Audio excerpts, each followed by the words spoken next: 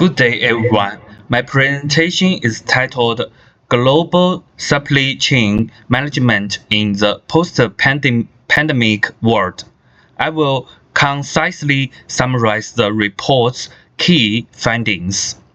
How COVID-19 disrupted global supply chains, how firms responded to build resilience, the role of technology and sustainability, and finally a set of actionable recommendations for future-proofing supply chains. Before COVID-19, many global supply chains were designed for cost efficiency and speed, enabled by outsourcing, offshoring, multi-tier supplier networks, and then just-in-time inventory. COVID-19 created a systematic shock. Lockdowns, transportation restrictions, labor shortages, and demand volatility occurred simultaneously and across multiple regions. The objective of the presentation is to evaluate the pandemic's impact and explain how companies are adapting operationally and strategically to build supply chain resilience in the post-pandemic world. I group the main challenges into four categories: transportation bottlenecks and severe logistic unreliability, factory shutdowns, and upstream supply loss, especially at Tier 2 and Tier 3 suppliers. Cost inflation, driven by freight surcharges and scarcity premiums, and demand-supply mismatches, particularly in critical industries such as healthcare and technology. The key insight is that highly optimized, low-buffer supply chains can amplify shocks when the disruptions become systemic. The chart illustrates how logistics costs surged during the pandemic. The Drewry World Container Index rose from about $1,420 per FU in 2019 to a peak of $10,377 per FU in 2021, or roughly 7 times higher than the 2019 average. This mattered for two reasons: it raised the landed costs, and it also increased lead time variability, which undermined the assumption behind just-in-time operations. Firms were forced into expensive expediting, resulting and constant replanning, creating what we can call uncertainty cost. Automotive supply chains provide a clear example. Global vehicle production dropped from about 91.8 million in 2019 to 77.6 million in 2020, and then recovered to around 85 million by 2022, still below pre-pandemic levels. Beyond shutdowns, the sector was constrained by persistent bottlenecks, especially semiconductors, leading to idle assembly lines. Reprioritization of high-margin models and major changes in sourcing and inventory strategies. Healthcare disruption were driven not only by demand spikes but also by policy measures. This slide shows evidence that medical exporting restrictions increased supply, reaching 145 new restrictions by April 2020, with a significant portion expected to remain in place in 2021. These measures increased allocation uncertainty, encouraged hoarding behavior, and fragmented markets, making supply chain coordination significantly harder. This illustrates that resilience is not only operational, it also requires strong compliance and policy awareness. In the short term, firms focused on stabilizing operations using three response seeds. Sourcing agility, such as multi-sourcing and substitute qualifications. Inventory buffers, including stockpiling critical items and logistics adjustments, such as rerouting and switching transport modes. The immediate goal was to protect service levels like OTIF, while constraining the rising uncertainty costs caused by unstable lead times and constrained capacity. To make short-term responses replicable, I summarize them as a four-step sequence. Sense what is happening across inventory, capacity, and transport. Prioritize critical SKUs and customers. Reconfigure sourcing, production, and logistics quickly. And stabilize using buffers and governments.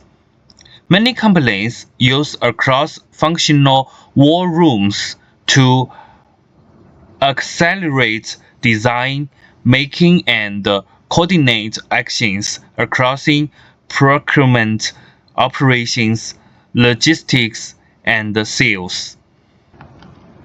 Long-term resilience requires structural changes beyond temporary fixes.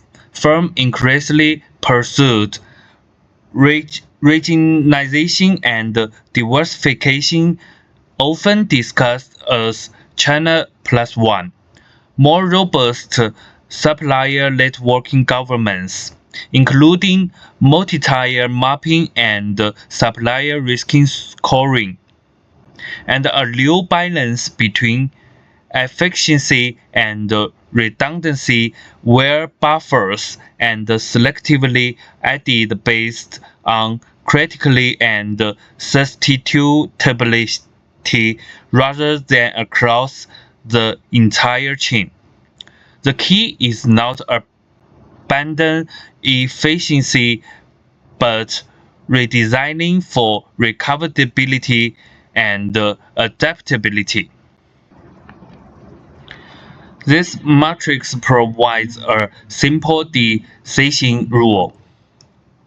Prioritize resilience investment where criticality is high and substitutability is low, such as bottleneck components, constrained names, and capacity concentrated processes.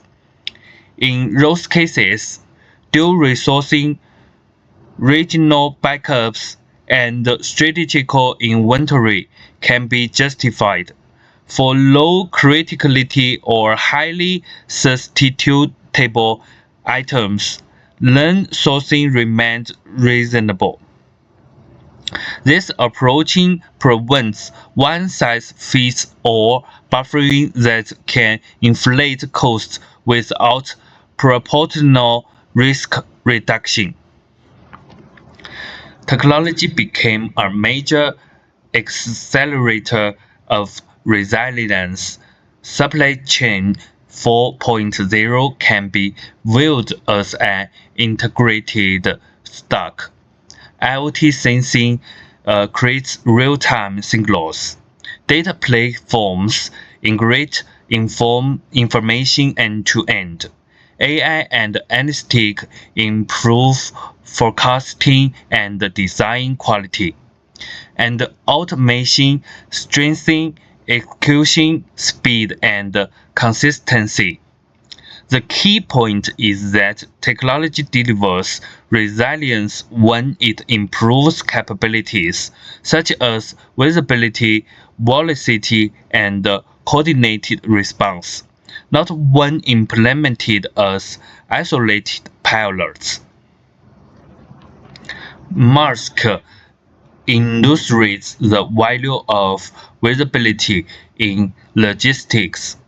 Its remote container management capabilities create a data pipeline from sensors to connectivity to dashboards and alerts, allowing proactive exception handling. During periods of severe congestion and schedule unreliability, this helps reduce cargo risk, improve transparency, and support better routing and response designs. This right, the resilience capability highlighted here is visibility. Amazon shows how resilience comes from linking data-driven planning to execution. On the planning side, machine learning forecasting supports rapid demand sensing and more adaptive inventory placement. On the execution side, automation and network scaling increase throughput and responsiveness.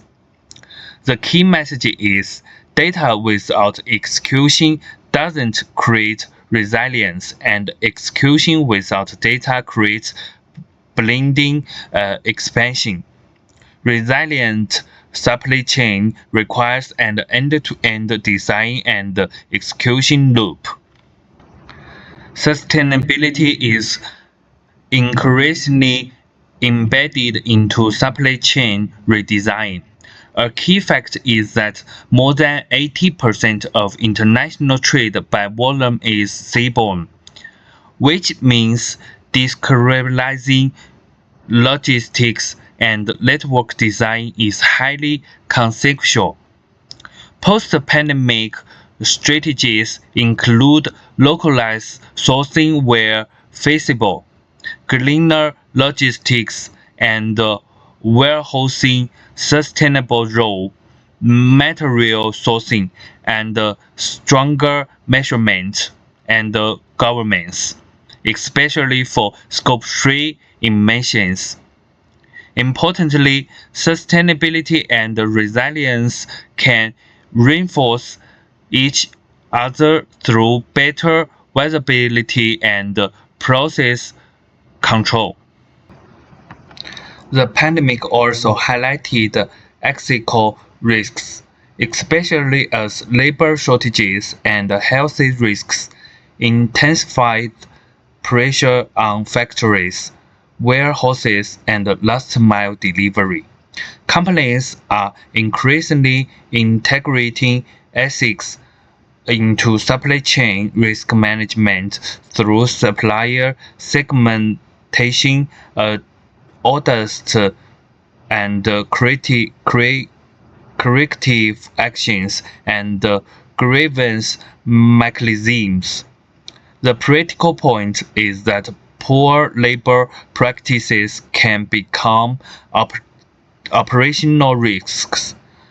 triggering disruption, regulatory exposure, and reputational damage. Based on the analysis, I propose 4 actionable pillars. Balance JIT and JSA through targeted buffers for bottlenecks. Institutionalize a multi-tier SCRM with mapping, risk scoring, and strength testing. Invest in digital foundations first, visibility and data integration, then scale analytics and automation, and strengthen collaboration and ESG governance to reduce information delays and improve trust and transparency across partners. The goal is faster recovery, controlled costs, and reduced compliance and ESG risk. To include, post-pandemic supply chain strategy is no longer about pure efficiency. It's about a managed balance of efficiency, flexibility, redundancy, and responsibility, enabled by digital visibility and stronger crossing partner collaboration.